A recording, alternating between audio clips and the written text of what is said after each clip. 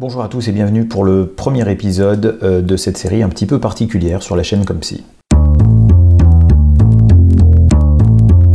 Alors c'est vrai qu'au début j'avais notamment pensé à mes collègues, à mes confrères qui sont soignants et qui sont directement aux prises quotidiennement et avec beaucoup de dévouement sur cette crise du Covid. Il est vrai que leurs nerfs sont mis à rude épreuve, que j'avais pensé à toutes les choses qu'ils devraient affronter et comment à distance, peut-être je pourrais fournir un peu de contenu pour les aider à faire face, peut-être sur la façon d'appréhender les émotions, sur la manière de trouver des temps pour décompresser, pour faire autre chose, pour améliorer le sommeil, pour améliorer la récupération, etc.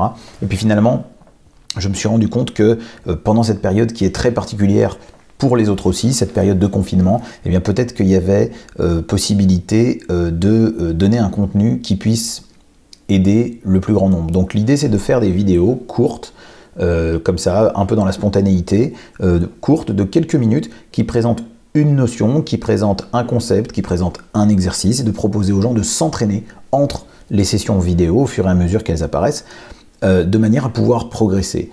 Donc je voudrais faire 2-3 précisions.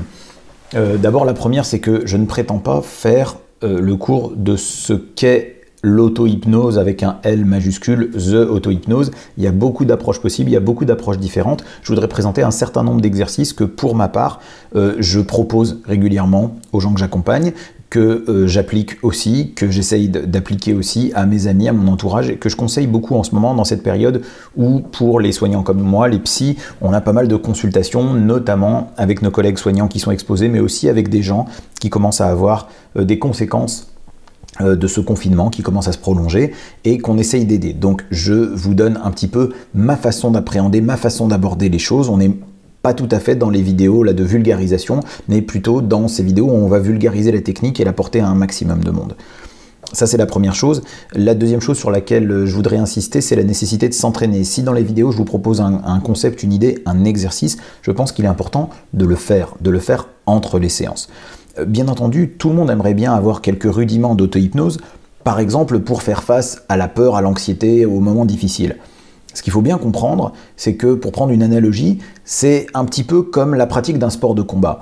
Et je remercie d'ailleurs au passage la personne qui m'a présenté, qui m'a fait voir, qui m'a souligné cette analogie que je trouve vraiment très intéressante.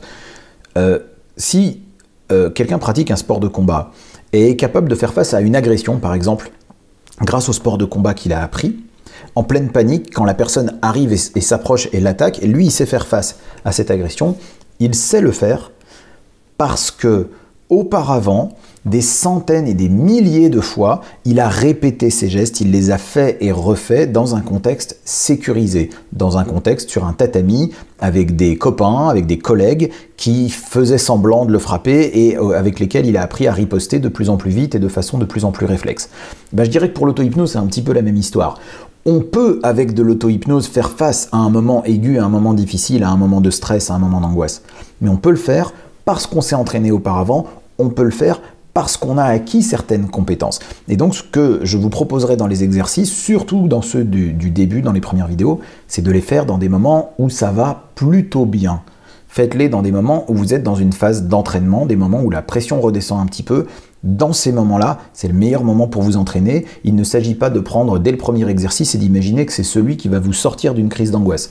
Ça viendra un petit peu plus tard et avec l'entraînement de savoir se sortir et de savoir gérer et de savoir mieux faire face à des émotions difficiles au moment M où elles se présentent. L'autre chose que je voudrais vous dire et qui va mener à la première chose, au premier entraînement, au premier exercice que je vous propose pour l'instant, c'est que pour entrer dans l'auto-hypnose, pour entrer dans ce monde intérieur, pour entrer dans ces compétences qu'on voudrait essayer de trouver par nous-mêmes, je crois que la première chose que l'on peut faire, c'est s'intéresser à l'idée de présence. Et pour ça, je vais vous proposer quelque chose d'extrêmement simple, et j'aimerais bien que vous le fassiez tous les jours, et que vous le fassiez même plusieurs fois par jour quand vous y pensez. Vous allez prendre 1 minute, peut-être 2, peut-être 5 si vous y arrivez, et vous n'allez pas regarder l'heure, éventuellement, si vous voulez déterminer le temps, vous mettez un réveil, Vous mettez un chrono sur 1 minute, sur 2 minutes, sur 5 minutes, selon vos compétences, selon vos aptitudes, vos capacités, votre habitude. Et ce que j'aimerais que vous fassiez juste, c'est de vous rendre présent à ce qui se passe. Juste présent. Et pour ça, vous pouvez simplement balayer des 5 sens. Vous pouvez regarder autour de vous et vous intéresser aux objets que vous voyez. Vous pouvez tendre l'oreille et voir quels sont les sons que vous entendez à l'extérieur ou à l'intérieur de vous, par exemple la respiration. Vous pouvez vous intéresser juste aux sensations que vous ressentez. Les points d'appui sur la chaise, les pieds sur le sol, les mains éventuellement sur les cuisses, n'importe ce que vous ressentez. Vous verrez que le but, c'est d'apprendre à entrer en soi-même, à développer certaines compétences. Il ne s'agit pas seulement et uniquement de se relaxer, de se détendre ou de s'endormir, même si on parlera probablement du sommeil. C'est pourquoi, comme le dit un de mes estimés confrères, pour faire de l'auto-hypnose, mettez-vous dans un endroit confortable, mais pas trop. Il ne s'agit pas que vous vous endormiez, il s'agit de développer des compétences. Donc, mettez-vous dans un endroit confortable, mais pas trop, plusieurs fois par jour. Vous pouvez aussi, quand vous avez un moment de pause, dans la journée si vous travaillez par exemple, ou d'autres moments de pause, juste prendre 1 minute, de vous arrêter, faire une pause, un break, comme une espèce de parenthèse, et regardez ce qui se passe avec vos yeux, entendez avec vos oreilles, ressentez avec les différents endroits du corps. Faites ça pendant 1 minute ou 2, c'est un excellent terrain pour préparer la suite. À bientôt, rendez-vous dans la prochaine vidéo.